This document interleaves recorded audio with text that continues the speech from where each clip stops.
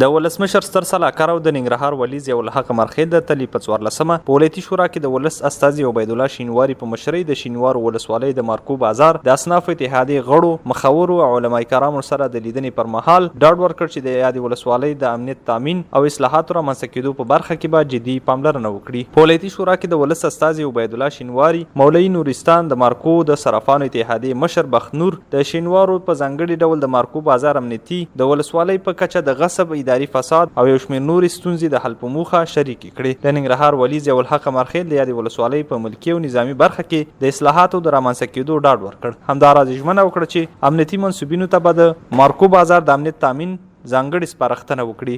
هغه همداراز د غصب په اړه د څېړنو جومات جوړېدو په موخه د ژمنه شویو بودیجې د سرچینې معلومېدو او یو شمېر نورو برخو کې د اقداماتو ترسره کېدو ډاډ ورکړ. زه د زړه نه درته اطمینان درکوم چې غنیخیل او مارکو ته بالخصوص یو ځانګړې توجه به درته کوم. په دې غونډه کې ننګرهار والي د ولس څخه وغوښتل چې د امنیت تامین په موخه د سولې، ثبات او خپلمنځي یووالي لپاره کار وکړي.